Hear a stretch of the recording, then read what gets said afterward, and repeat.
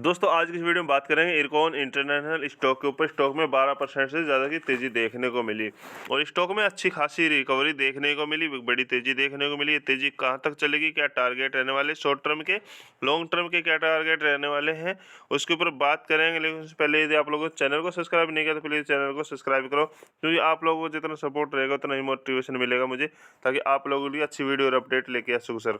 यदि इस स्टॉक की बात करें तो 1 मंथ में स्टॉक ने 10% का नेगेटिव रिटर्न दिया है और 6 मंथ का चार्ट देखते तो 42% और 1 ईयर का चार्ट देखते हो तो यहाँ पे 292% का रिटर्न दिया है। ठीक है, स्टॉक ने जो हाई लगाया था 280 रुपये का लगाया था। ठीक है, 280 रुपये के लगाने के बावजूद भी स्टॉक ने लगभग 1 ईयर में अपने निवेशकों का पैसा 3 गुना कर रखा है। ठीक है, स्टॉक मार्केट में अभी गिरावट हुई थी। ठीक है, उसके बावजूद देखो स्टॉक में यहाँ पे देखते तो स्टॉक यहाँ पे गिरावट हुई। ठीक है, अच्छी खासी रिकवरी देखने को मिली और उसके बावजूद यहाँ पे जब सेबी के बयान के बाद स्टॉक मार्केट में गिरावट हुई तो सभी स्टॉकों में गिरावट हुई, तो यहाँ से एक दोबारा से तेजी लौटी है। तो इस लेवल पे खरीदारी करना, और यदि इस लेवल पे भी हम खरीदारी करते हैं तो हमारे लिए एक सुनहरा गोल्डन चांस होगा सर, क्योंकि यहाँ पे हम खरीदारी करते हैं तो यहाँ पे जब स्टॉक यहाँ तक आएगा, ठीक है, इस लेवल तक आएगा तो यहाँ हमें प्रॉफिट होगा, और जब यहाँ से क्रॉस करेगा तो भी प्रॉफिट होगा। बट स्टॉक में थोड़ा टाइम देना पड़ेगा अभी सर, क्योंकि स्टॉक में तेजी आएगी। ठीक है, तेजी आएगी, गिरावट होगी, तेजी आएगी, गिरावट होगी, फिर गिरावट होगी, तेजी आएगी, यानी कि अभी स्टॉक एक तरह से कंसोलिडेशन करेगा सर।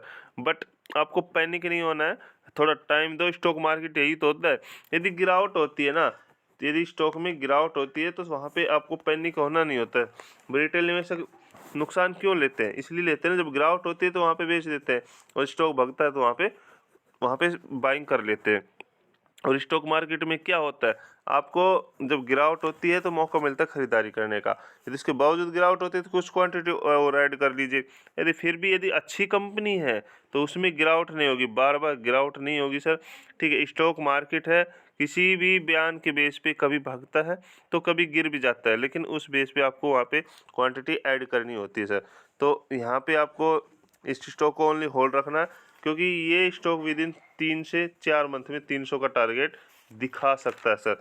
और अभी इलेक्शन आने बाकी हैं तो स्टॉक रुकने वाले नहीं है, जो रेलवे के स्टॉक है वो रुकने वाले नहीं है। और कंपनी की वैल्यूएशन देखिए, कंपनी की वैल्यूएशन तो काफ़ी अच्छी है, 19,610 करोड़ का मार्केट कैप है। स्टॉक भी अभी 20 के समथिंग है, और जो इंट्रेंसिव वैल्यू है 165 है, और बुक वैल्यू 58 रुपये है। ठीक है, और कंपनी के पास डेप्ट जरूर है, बट इसके मुकाबले में कंपनी के पास काफ़ी रिजर्व भरा पड़ा है। 16,411 करोड़ की कंपनी के पास टोटल एसेट है। ठीक है, और कंपनी को लगातार ऑर्डर पे ऑर्डर मिल रहे हैं, तो देखो सर, तो ये स्टॉक रुकने वाला नहीं है। ठीक है, वैल्यूएशन काफ़ी अच्छी है। यदि प्रोमोटर वगैरह शेयर पैटर्न की बात करते हैं तो यहाँ पे हम यदि देखते हैं तो प्रोमोटर की होल्डिंग 65% के लगभग है। ठीक है, ये ऑफेस आया था, ठीक है, इसलिए यहाँ पे कम हुई है, कोई डरने वाली बात नहीं। एफआई का भी स्टेक कहीं ना कहीं कुछ बढ़ा है दिसंबर में। डीआई ने भी थोड़ी बहुत यहाँ पे एंट्री ली है। ठीक है, गवर्नमेंट का स्टेक है सेम है, बाकी पब्लिक के पास है जो भी शेयर यदि है। और इसमें यदि नंबर ऑफ शेयर होल्डर देखो, यहाँ पे धीरे धीरे बढ़ोतरी हो रही है। कहीं पे पिछले क्वार्टर था 4,70,000 और यहाँ पे लगभग 6 लाख के लगभग पहुँच चुके हैं। तो स्टॉक में ओनली होल्ड करो सर। ठीक है।